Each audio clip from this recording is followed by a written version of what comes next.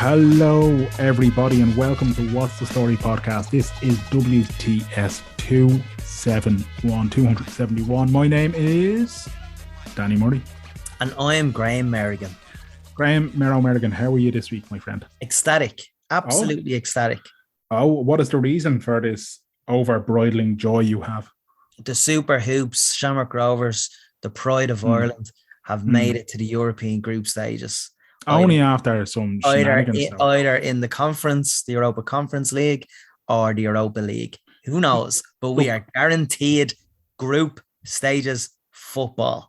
Look, the Super Hoops. Not to go all Eddie Guerrero on it, but you had to cheat to win, man. How did you have to cheat to win? You had to send that poor Scoopy, or whatever they're called. Scoopy. You had to send the Scoops all the way over to Knock for them to then have to get on a rickety old bus all the way. They were exhausted. Wrecked.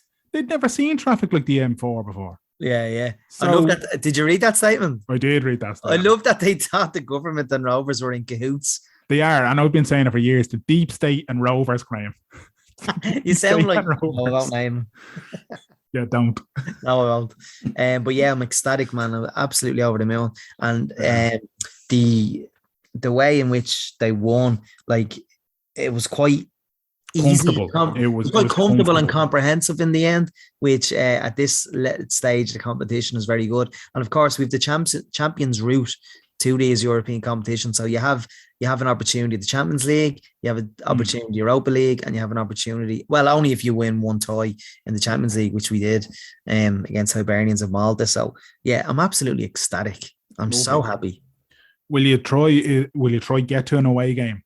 In the group stages, I will, yeah. And look, the other games wasn't like try it, and it just wasn't. Well, yeah. Just the financial situation, I just wasn't ready to commit to. I just had a feeling that this group of players were going to get to a group stages. So at the back of my mind was always keep your money for the group stages. Yeah. So hopefully you get to one or two. I'd love to, if it was the Conference League, I'd love to draw West Ham and get over to England and watch Rovers and West Ham, or in even the London Stadium. Yeah, and even if it's the Europa League, you could get, Man United or Real Betis or something like that. So yeah, like the Europa League gives you a few more glamour toys. Yeah. The Conference League gives you less glamour toys, but kind of more winnable matches. I think. See, like, it's weird the way you're saying less glamour toys, but when you look at some of the teams, in it, like, I mean, there's marquee names there. There is. Now, Feyenoord and Roma were the finalists the last year, but I think they dropped. They dropped into it after Europa League failure. You see, I'm not. I watched that final last year. I think I could be wrong on that though. Wasn't a great final. It was grand, like, do you know what I mean? But the two teams were up for it though. Yeah, but I'd no understanding of where the Europa League ends and the Europa Conference League begins. Yeah, I've no understand. I still don't. Now I could read start at the same time on the same night. Yeah, I mean it's a bit like the Nations League thing in the international football. I'm not emotionally invested enough to actually want to look it up and care. Yeah. But equally, look, I am a fair weather League of Ireland fan, so I don't piss vinegar when one club does well and the other one doesn't do too well. I just kind of say, look, fair play, it's good for Irish football. And as you said, there's a lot of great players in that Rovers team. So it's nice for them to get to another group stage. I can't remember which one it was, but one of them playing. Well, he was there for 4 of them, but he's only played in 3. So Sean Gannon, that's the one.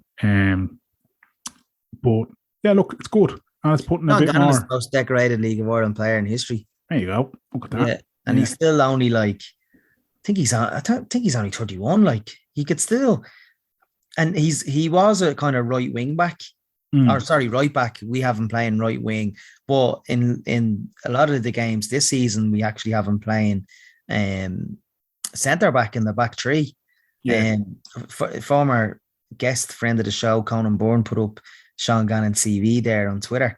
He's got 8 Premier Division titles, 3 FAI Cups, 3 League Cups, 2 President Cups, 2 Leinster Senior Cups, 1 United Union Cup, and he's had 4 group stages in Europe, including 2011. He's 31, the most decorated player in League of Ireland history. Book Graham.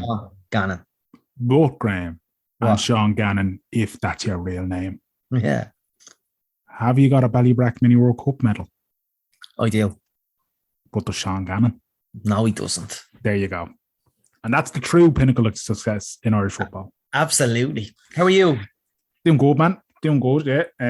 I am sweating in the heat. I'm sweating, man.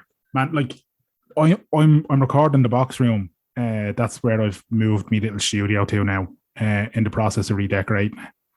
And honest to Jesus, the heat in here, it's like a mini furnace. And so it's sticky, isn't it? Sticky. It is sticky weather. And you know what sticky. That I've never experienced? Now we've Sugsy over 2 years. And this past Sunday was the first time, like I walk him at say 8 o'clock on a Sunday morning, take him over to Kilbogga, play fetch with him. I was actually sweating at 8 o'clock in the morning in Dublin. Yeah, it's not right, is it? I've never experienced that before. It's not right, man. I know there's a lot of people out there who are like, oh, it's great to have a summer. 22 degrees. No, if I wanted a summer, I'd go to fucking Tenerife. Exactly. Thank you. Yeah. I just want it to be shorts and t-shirt weather. And in the evening, if I have to throw on an old cardigan or something, I will. Yeah. But don't be making it so that I get into my bed and I'm sticky. Exactly. And then leaving the bed open all night for spiders and insects to get in. Oh, stop, man. Stop. Anyway, Dan, you're a pair of misery fuckers. I am enjoying it though. Listen, the good weather puts in great form. Do you know what I mean? I was out earlier on, I was in the car, Spotify was throwing out a few buttes at me. Yeah. Loving it. Share turn back time. I'd put this into a WhatsApp group in with two people who won't be named because, to be honest with you now, I have an issue with them and we'll be addressing that in the coming weeks. We'll say no more, right?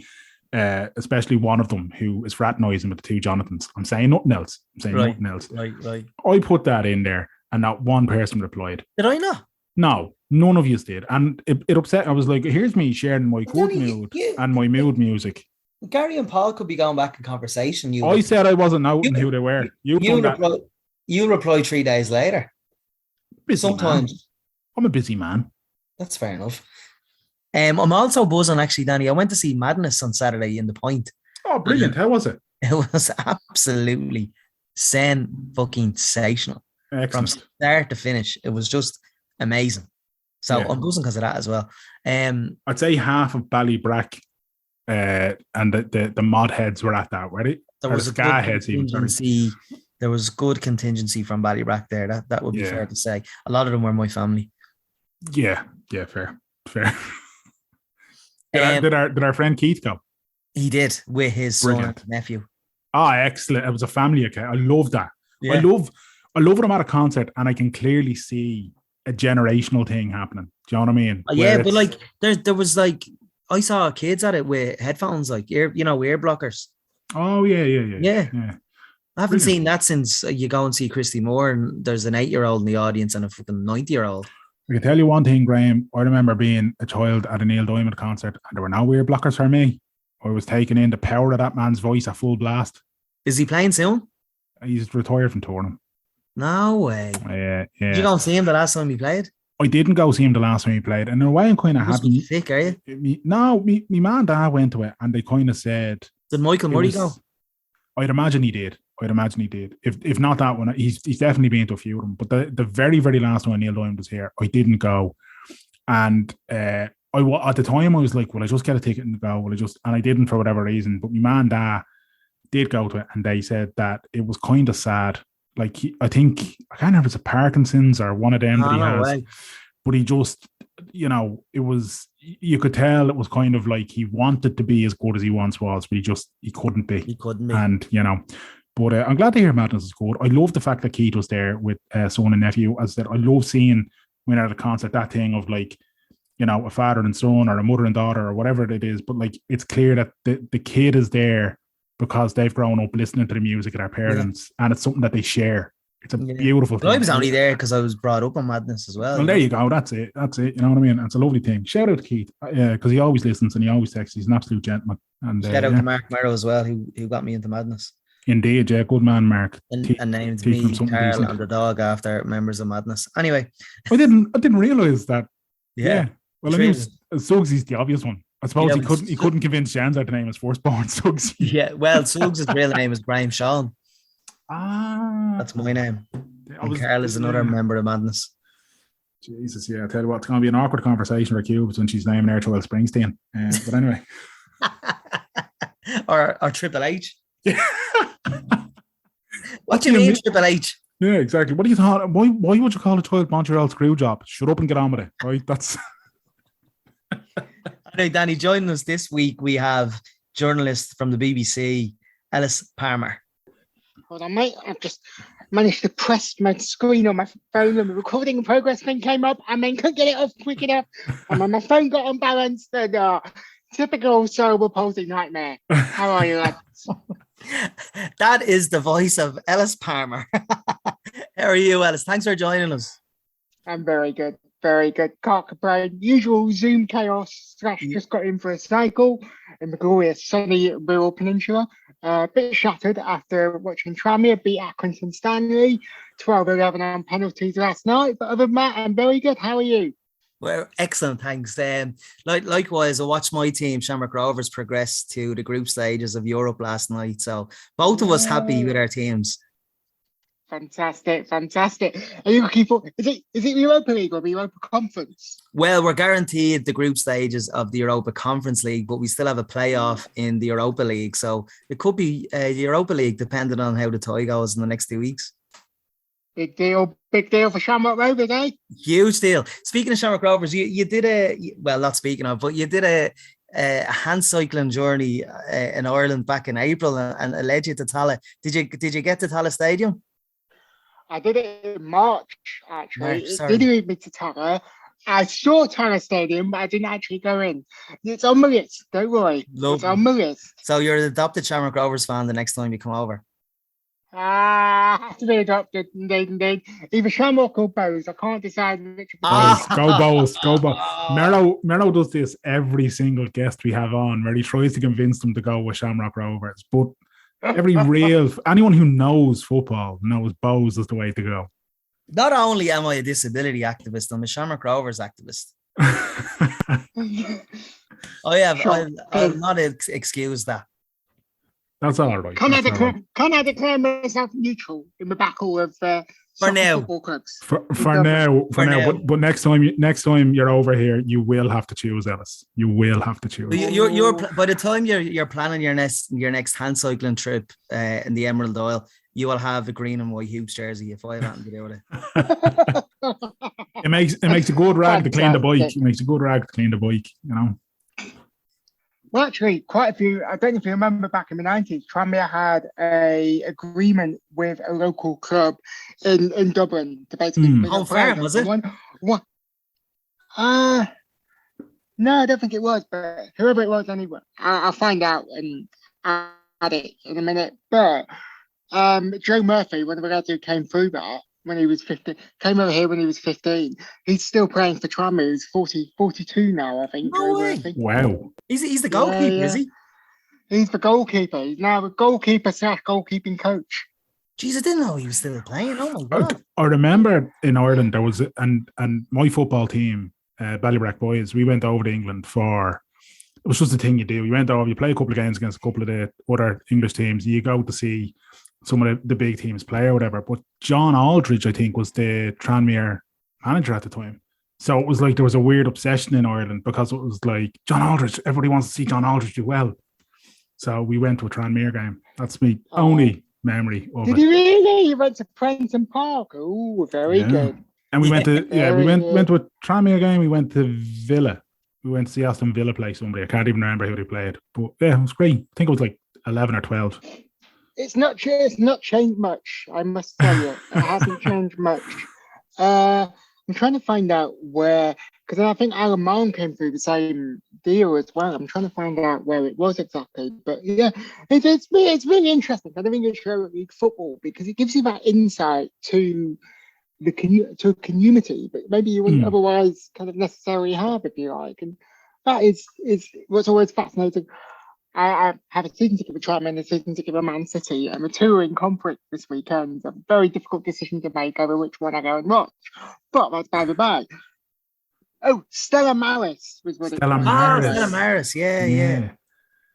Yeah, There's a name I haven't heard in a long time. Yeah.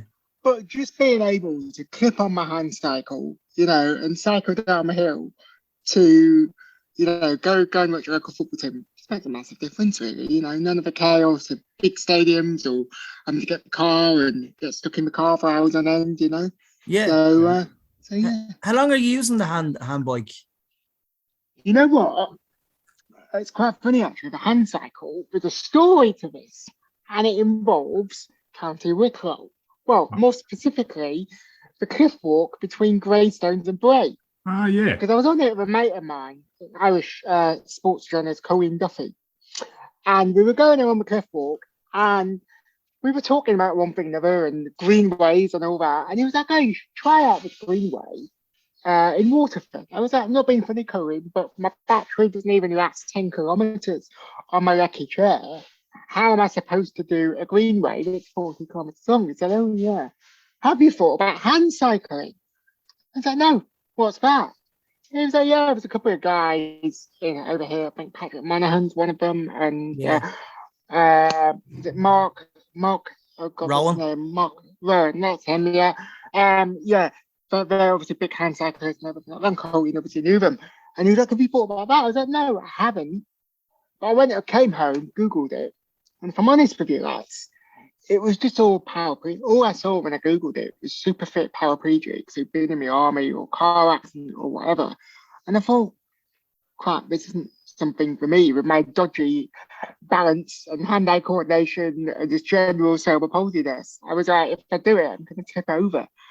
But I put it in my mind, had it in my mind and thought, I'll see how it is, I mean, I found out that that was in September, and then in November, I discovered that the guys who make my wheelchairs, who've made my wheelchairs for the last 15 years at that point of injury mobility over in Liverpool, also make hand cycles.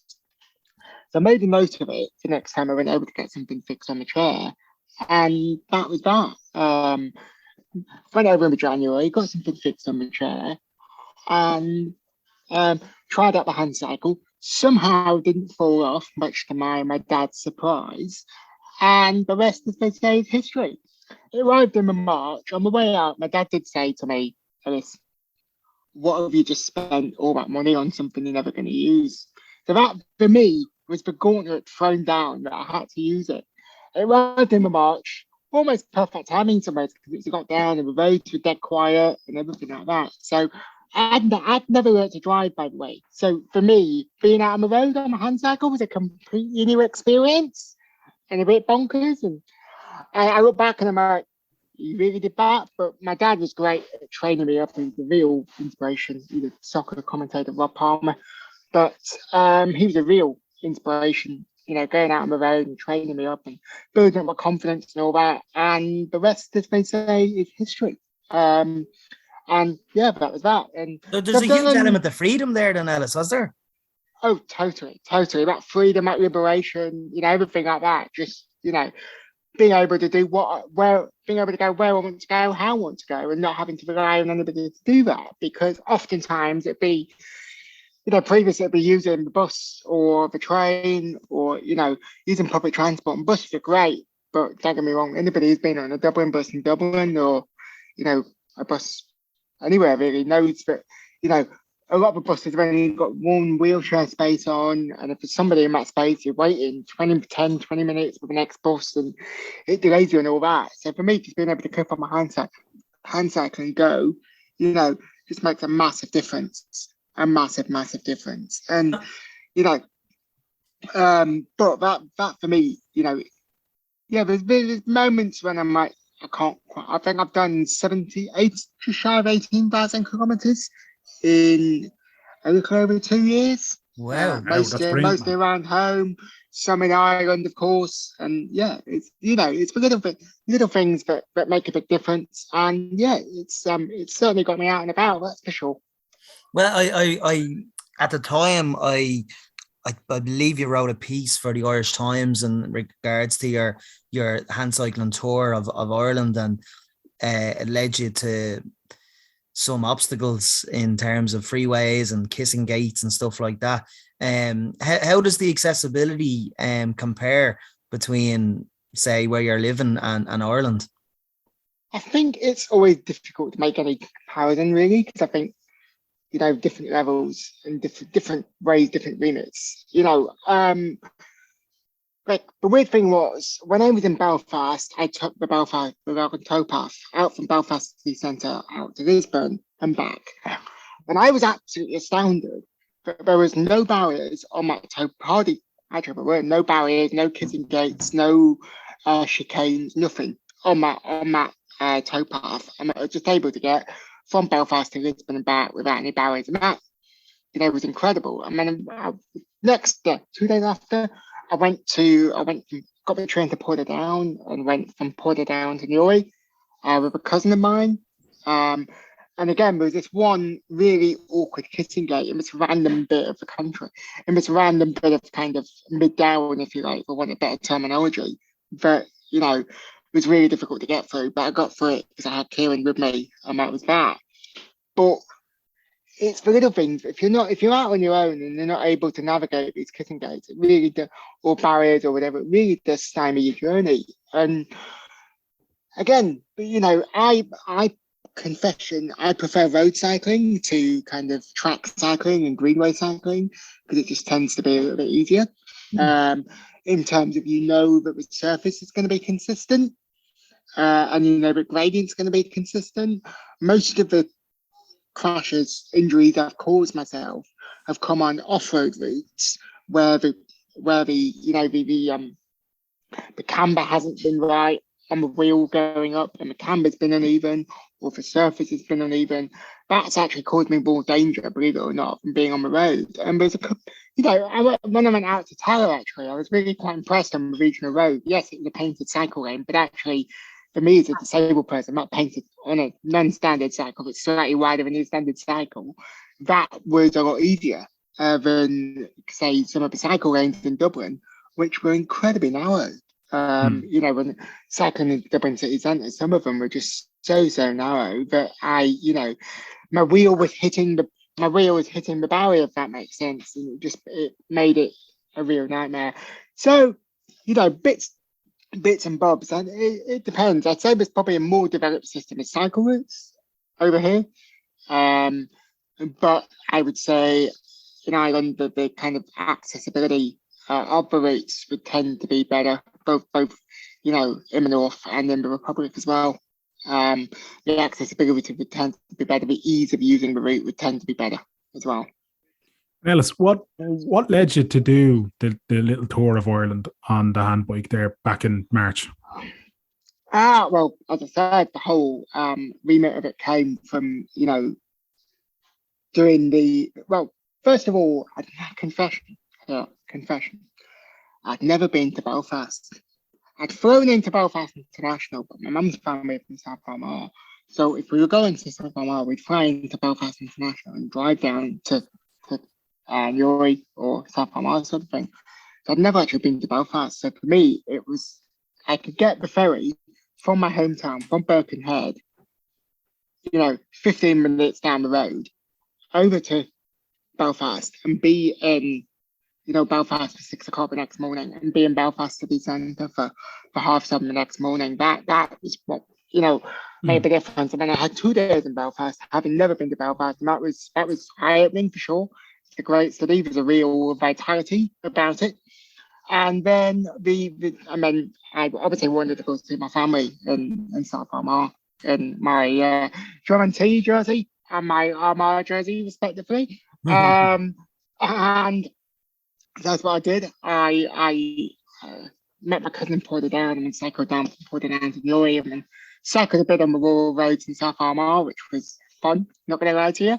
And then, again, I wanted to go to Dublin. I wanted to try Dublin just because trying it in a wheelchair, actually, confession, I find Dublin a lot more accessible as a punter, as a pedestrian, than, say, many UK cities of a similar size. I find it quite accessible in terms of pavement cuts and drop-down curbs and everything like that. It's a lot easier to get around. It's a lot easier to walk around in, say, Manchester or London or wow, that's interesting.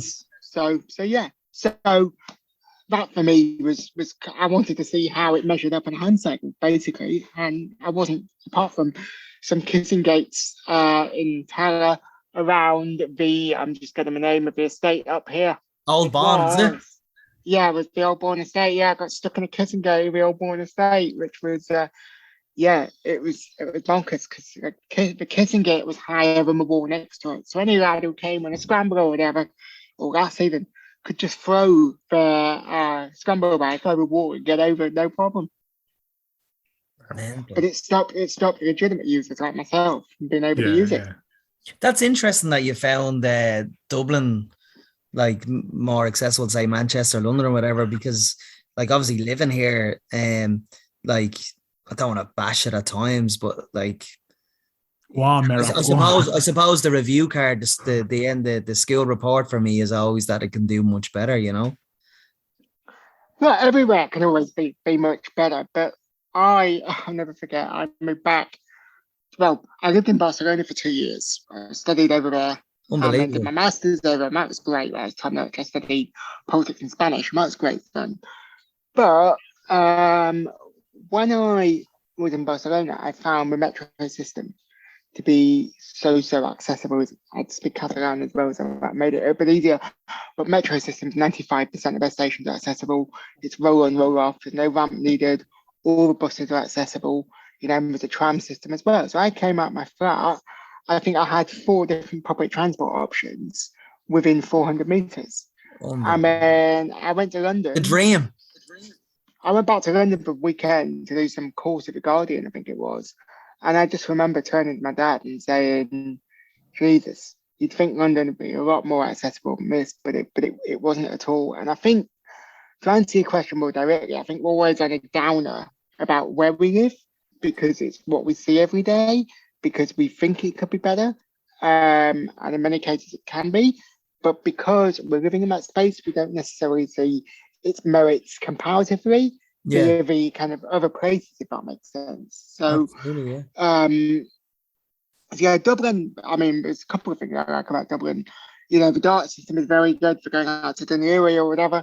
But to be fair, the lads on the DART in terms of the access assistance, station staff always tend to be top notch at getting you on and getting you off. I've never had a problem there. There's usually a 10-minute wait, but that is what it is. Over here, if you want to get a train like that, it's a 15-20 minute wait and you've got a pre-book.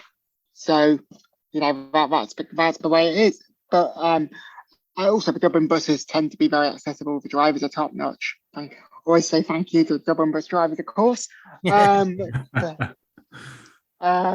yeah, that is what it is. And that's interesting about the comparison with Barcelona, because obviously Barcelona had the legacy of the Paralympic Games in '92, where they, like, I've been to Barcelona and I'm fairly envious of you that you've lived there for 2 years, because when I was there for 3, it's the only place that I've been where after 3 or 4 days I was kind of like, geez, I could live here. And that was just because of the accessibility. And then when you read into it, it is like it's part of the legacy from the Paralympics '92, which is a great legacy to have. But it's disappointing to hear that after such a successful 2012 Paralympics. I'll tell you something really funny about Barcelona, which is Barcelona. There's one station on my regular route but wouldn't have been accessible on the metro. Where was it? Ciutadella, where the Olympic Park and the Olympic Village used to be. So the whole of the city was really accessible, had a really great metro system, was really well invested in, apart from the one bit where the Olympics was actually held. Jeez, that actually just ruins my point. But so yeah, my wider point was though about London and England generally. Like, since the Paralympics, it's disappointing to hear that maybe there hasn't been that much of a legacy impact from Paralympic Games, that the impact that they desire to have. I think sometimes we focus on big events quite a bit, and there's a wonderful thing about focusing on big events, but actually sometimes, you know, it's about the small things, the everyday, the nitty-gritty. And yes, it has got better since the Paralympics. If you imagine in London, maybe 25% of the metro system now in London's accessible. Yeah. That's 80, by the way, that's about 75, 80% is not accessible. So if you imagine trying to live in London with a metro system with that level of accessibility, if you're trying to get to see a friend in, I don't know, Golders Green or whatever, or something like that in North London, good luck to you. If the access just isn't there, there's no way of doing it. So if you're trying to get from East London to South London or East London to North London, it's a nightmare. Whereas at least in Dublin, there is quite good connectivity with the Dublin buses. But I think pre-Olympics, it was a lot less accessible in London. I think maybe 10% accessibility. So there has been investment. Things have moved forward, but there's still a way to go. Jesus.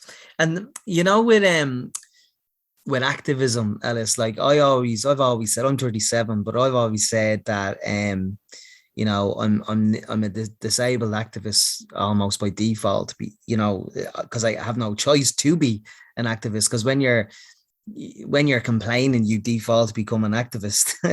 When you're trying to highlight things, especially if you take it to social media, how do you feel about that in your own life? Like, do you believe? Like, do you? What am I trying to articulate? Do you? How do I balance that out with a day job of working at BBC? I guess to an extent. Yeah. So that is always a difficult one. But you've just got to go. Well, these are this is my reality, if you like. This is what's going on around me. This is what I'm seeing in the world around me, and ultimately, you've got a responsibility to kind of highlight that, if that makes sense, as a disabled person, kind of call people's attention to it. Regardless of people like it or not. And that is always in the public interest, because it's something that non-disabled people, they walk around, many of them, and they don't see disabled people. They don't see disability. They don't engage with it. And they don't do anything about it unless it's called to their attention. Yeah. It's interesting though, isn't it? Like, I mean, as I said, with me, it's almost like default. And then you get angry at a certain negative life experience, and sometimes it takes a while to shake that, and then sometimes you can shake it within an hour or so and you just forget about it. Because when you come across negative situations, say like in the hospitality industry, and you want to highlight it, like I'm always sometimes I don't want to highlight it. Say if something happened in a hotel or a nightclub or a pub, I mean, if I highlight it, if I take it to social media, so to speak, I don't want to see anyone lose their job over me complaining, but I also do want to highlight the situation to see if change can happen. Like, you know, so I don't even know what I'm trying to ask here, but I'm just trying to like, it's a mix. It's a mix. Like, it's incumbent upon each and every one of us to talk about our experiences in the world. You know, regardless of how it happens, if something impacts disabled people, then it's incumbent upon us to kind of let the world know about it, because otherwise, you know, like with people of color, like with women, like with LGBT people, you know, it's important that, you know, sexism, racism, homophobia, transphobia, you know, ableism, it's important that all these things are highlighted so that people are aware of them. Because otherwise, the vast bulk of the population goes around thinking, oh, aren't we fine? Aren't we happy dandy? Sort of thing. And nobody thinks about what the alternatives could be or how things could be better for people who are minoritized in society. Yeah, it's a very good answer. It is. Great answer. This is why Ellis works for the BBC and we don't, Mero. Yeah. How is life at the Babe, Ellis? Is it the BBC obviously world famous and everything else, but coming into it as somebody with a disability, how did you find it? And did you find that you had to kind of push doors open, or were they already open for you? To an extent, it was interesting actually, because I was living and working in Barcelona prior to living and studying in Barcelona prior to working at BBC, and doing a bit of work as well on the side as well. But I kind of applied to BBC, not to be honest with you, thinking I'd get it, thinking it wasn't really something that's going to work. Applied, and somehow ended up getting a job there, and they brought me in on a scheme called Extending Digital News as it was back then, or Extending News it was a year later, specifically focused around recruiting disabled journalists to the organisation to make it more attractive and inclusive place to work. And that's really important for disabled people to be agents of change in organisations, really. And there are moments, that get you up. There are moments that get you down. But, it's important that, the work we do every day, it's about information at the time. And it's important that people get that information about their society, regardless. And having a disabled voice in the room means that my job, if a disability story comes up, I'm able to talk about it. But if that story doesn't come up, my day-to-day job is about as far from disability as I can get. My day-to-day job in international news. If a disability story comes up, great, wonderful. But I'm there first and foremost as a, international news journalist who just so happens to be disabled. And I'm delighted to hear that the BBC had a program like that, because it's something that even in my own job, we're always talking about kind of, diversity at the table is better. Having more voices and different lived experiences is far better than everybody marching in the same direction all the time, because there's nothing there to challenge opinion. There's nothing there to say, have you thought about it from this perspective? So it's brilliant to hear something like the BBC doing something like that. But then you mentioned there kind of your role around international news and everything else. What kind of things then do you think, do you bring that's different to the table to compare to, say, somebody who's just been out there, they've done their media thing for years and years and years? Your lived experience obviously helps shape it. For the day job, the weird thing is my Catalan and Spanish are more useful than the fact I'm disabled, if that makes sense. It's the fact that the languages, the fact, I studied international politics, I've been, reading and engaging on international topics since I was 15, 16, 17. Having that depth of knowledge there, and knowing with my job a lot of the time, it's about not assuming people's knowledge, but having the knowledge yourself, if that makes sense. Absolutely. So that's really important. And it's really important never to assume people's knowledge, but always to, we've got a visitor in there. We do, yeah. That's the wife being nosy. Hello, Danny's wife. How are you? She just said, "I'm really sorry, I didn't know. I'm gone now." But no, look, it's to an extent my lived experience helps. To an extent, it's just something that's there. Something about disability that's come along. I'm qualified able to talk about it and everything like that. It can help in terms of addressing, disability stuff and addressing inequalities through reportings and all that kind of thing. But just being a seat at the table, really, that's kind of really, really important, and having that opportunity to be there. A stakeholder. Yeah, absolutely. Owning the space at the table is important for everyone. On international politics, I'll take a completely different direction. And just because you mentioned international politics there, and we've talked to different journalists over the last couple of years around the whole fake news phenomenon and kind of, the rise of basically conspiracy theorists who denounce places like the BBC as fake news and, all this kind of thing. When you're looking at the international picture now and the kind of makeup of what's going on in the world, is there anything that leaves you just completely scratching your head saying, this is exactly what's driving the lunatics?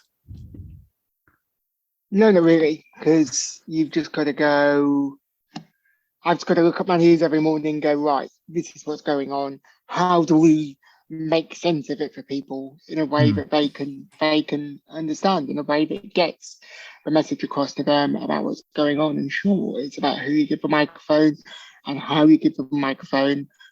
That's really important, and that's something that is obviously incredibly important to do around making sure that minoritized voices in society are represented, be they women or non-binary people, people of colour, disabled people, thinking about who gets the microphone and how they get the microphone. And obviously regional diversity as well, ensuring it's not all people from one part of the country, say in Ireland or Leinster, or in the UK, London, and in the South East, ensuring it's a broader, cross-section of people get microphone is kind of really important. And, that I do a lot of work on climate change actually. My day job for News Hour on the World Service, and that's something that always interests me, because the fact that we have this thing going on, and most people assume it's something that's still happening in the future, or it's still about to happen. But actually, more and more in the day job, when I talk to scientists, or when I don't even have to talk to scientists, just see the real world effects, and look outside your back window and see the soaring temperatures or the floods, or whatever it may be. Seeing that is really powerful, really. And people think it's something that's going to happen in the future, but it's not. It's happening now. And how do you convey the urgency of a message like that to an audience that thinks it's going to be something that's happening in 10, 15, 20, 50 years time? But it's just the climate change thing is interesting, just in terms of that piece around it's happening now, but a lot of the conversations are, goals by 2040, goals by 2050. And as you were saying, like we're seeing like heat waves at the moment. Look out the window. Lowest levels of Arctic ice, summer records, all that kind of stuff. So it's just interesting that it's completely agree with the point you've made, but just all the conversations seem to be all these goals in 30 years time, in 20 years time, and it seems like now it's kind of really a priority. I mean, to bring it together, it's in many ways it's similar to disability as well, really. In that politicians always go, we'll do that in 6 months, or we'll do that in a year, we'll make that more accessible. But that doesn't make it any easier for me or Graham if we're trying to pop to our shops and there's a massive curb in the way, or if we can't get into our local bakery, or we can't get into the supermarkets, or we can't order at the supermarkets, or whatever it might be, or we can't eat or drink at our local coffee shop because the table's too low. These are all things that people think, oh, we'll do that in time, sort of thing, but actually they don't see necessarily how it impacts people on the day to day. How long did it take you to learn Spanish? Good question. Well, my parents got placed in the south of Spain in 2003, yeah, I want to say. So I spent a lot of time over there growing up. Ironically, this is a story for you. When I was growing up, we had this kind of TV in the flat in Spain. I go over around the summer, and the only English language channel we could get that had teletext, or indeed the only English language channel we could get, was RTE. So I used to watch on, Saturday night or Sunday night or whatever it is, or weekdays, prime time, RTE News, sometimes the Irish language version of RTE News as well, just for a bit of fun. And also, also I could read the teletext because we didn't have the internet back then in the apartment. So if I wanted to find out what the latest Man City score was, or who Liverpool's new signing was, or whatever, the only way I could do that was through RTE News and teletext. So yeah, that was that. But in terms of learning Spanish, probably from being about the age of 9, a little bit as time goes on and everything like that. I mean, when I was doing what would be my junior cert, if I was Irish, my GCSEs over here, that's when it really picked up. And I had some great neighbours who kind of taught me a lot of lingo and kind of inspired me to learn a language a lot more, so I could communicate with them. And they were great, and they made me all the local food, and we just sit up there for hours and hours and debating politics or bullfighting or whatever it might be, whatever the tourism, whatever the issue of the day was, we'd talk about it through with them. And that was really important. I mean, I did that alongside studying it at school, of course, but having that real world interaction, that real world experience with Spanish and Catalan as well, when I moved to Barcelona, was kind of really important. And actually, I always joke my Catalan sometimes is better than my English. But when I lived over there, when I lived in Barcelona, what was interesting with the Catalan was I went over having only studied it for 2 years at college. And not very much in the real world situation. And then suddenly I was thrown into a situation where 75% of my lectures were in my third language. So if I wanted to understand what was being said in front of me, I had to improve my Catalan. And having that kind of immersion, that straight, and I think I went over for a month in the June, July beforehand, just to get used to the city of Barcelona and learn a bit of the language. And I everything like that. And, that was the most incredible experience of getting to know people and getting that appreciation for the language. I mean, going over there and, doing part of my undergrad over there in Catalan and Spanish, but mostly Catalan was just, that's a game changer when you're just thrown into something, basically. And is there much difference between Catalan and the Spanish language? Oh yeah, definitely. Really? Definitely. Not quite English and Irish, but they have the same root language, which is vulgar 12th century vulgar Latin, if you wanted. But much like it has the same root language as French, the same root language as Portuguese, the same root language as Italian, the same root language as Spanish, Catalan does, right? But actually, the language itself, it is entirely, it's entirely different, entirely distinct to Spanish. And a lot of people make the assumption that, it's similar to Spanish, it's just dialect to Spanish or whatever. It is not. It is its own language in itself, in its own right. And there's a beauty to it because in written form, it reads a lot more.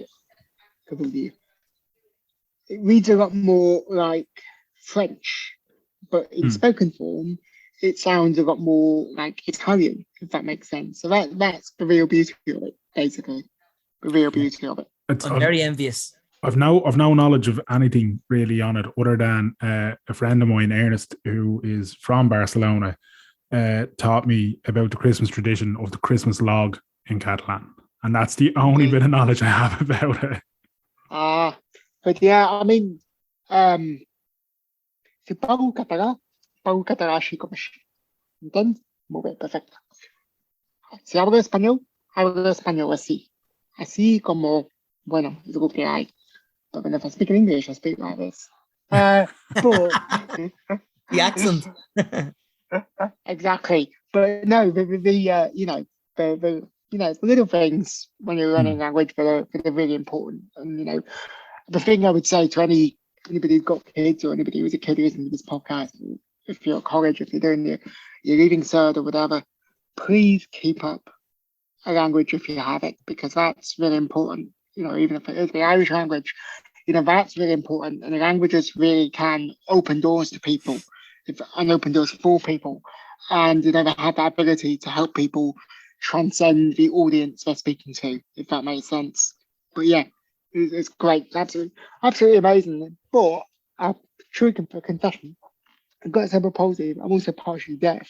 So whenever I went into my audiologist, when I was like 16, 17, 18, 19, they'd always look at me and say, Ellis, we can't believe somebody with your level of hearing loss speaks a foreign language, let alone obviously a nice speak too. But that was always really interesting. But I think sometimes, you have things like with dyslexia restrictions, say, on people learning the Irish language, or it's used as a cop-out, so people don't have to learn the Irish language in school or take it up to reading cert. But actually, sometimes it's soft bigotry of low expectations around disability.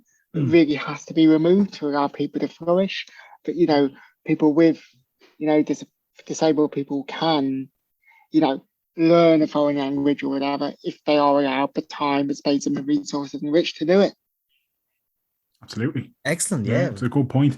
Yeah. Ellis, we're just running out of time a little bit. So I just want to ask, any more tours or any more trips planned on the handbike? What's next for you? Oh God, definitely. Gosh, I've got to be back. What's next for me is when I go back to Dublin, but last time I did go to South Dublin, which is fine, but come on. North Dub's the real heart of it. So I want to do a bit more North Dublin when I go to, if I can go to, do some of that Grand Canal route from Dublin out to Athlone. That'd be wonderful. That'd be the dream. Maybe do it over 3 or 4 days. And then the other one I want to do is obviously the Waterford Greenway, which is the inspiration for me learning to hand cycle in the first place. So getting to do that would be a real moment, a real inspiration. And maybe some of, Galway and McGill possibly, and just trying to explore. And obviously, who can forget the real capital of Ireland, Cork? Be very careful, Ellis. Be very careful. And the last time you were here, you actually met a friend of mine, Michael, and his wife. Yes, indeed. Yeah. Need to go down and see them, definitely. They're from Wexford. Definitely. So not sure how the cycling in Wexford would be, to be fair. You know, yeah, they were a bit like, oh, it might be a bit dodgy, but obviously Limerick as well is also on the list because I've heard good things about it and heard it's a very cool city. So no, excellent. So it's you have crazy to strong do. roots There's in loads of Ireland. places to I do indeed in South Armagh and North County Louth and Newry and all around there. So it's great. It's great to get over. It's great to see family, and it's great to just explore the beautiful country as well. Explore the Emerald Isle. And are Man City going to win the league and are Tranmere going to get promoted? God, you know what? I think Man City are going to win the league. Okay, it's only one game into the season, but Haaland looks a beast. Haaland looks a cracking player, doesn't he? What a physique he's got on him. What a goal scoring technique. Just what a player since he got a bank of money. And Tranmere, I think we'll have a good cup run if last night's anything to go by with the penalties and all that. But in the league so far, like 2 games, hopefully last night can be the Spurs something, but with 2 games played and 0 points at the bottom of the league, I'm a little bit worried. But here's hoping it will come right at the end of the season. There was nothing. I know League of Ireland plays Friday nights normally, but there was nothing like going down to your local football league ground on a Friday night and, you know, watching a game and just, you know, the atmosphere and just all that. It's a really great start to the weekend, isn't it? Oh, it's the best. It's the business. Ellis Palmer, thanks so much for joining us. It's been a pleasure. Thanks for your time. Stronger fall. Great chat with Ellis there. Lovely guy. And Thanks very much to Ellis for giving us his time. You sound like you've gone into a tin of beans there. Honestly, I'm swimming in a tin of beans. Yeah, your voice just was like the microphone. It's broken because, like, as I said at the top of the podcast, Rovers won last night and my voice was gone. So that's what it is. But what I said, you're back to normal now. Thank you to Ellis. Thanks for giving us your valuable time. It was most enjoyable, and best of luck on your next hand cycling tour of the Great Emerald Isle. Danny. Indeed. Yes. Until next time, where can anyone listen to us? Anywhere at all that provides entertainment in the podcast format, you'll find What's the Story podcast. All you have to do is type in WTS pod, and myself and Mero will be there waiting for you in the form of a big warm audio hug. You can go to Spotify, you can go to Stitcher, you can go to Podbean, Podcast Addict, Podcast Republic, Apple Podcasts, anywhere and everywhere there's a podcast, we'll be there waiting for you. Just type in WTS pod and do us a favour and leave a little review, a little 5-star. That's all we want. Thanks very much. Until next time. Clear eyes. Full hearts. Can't lose.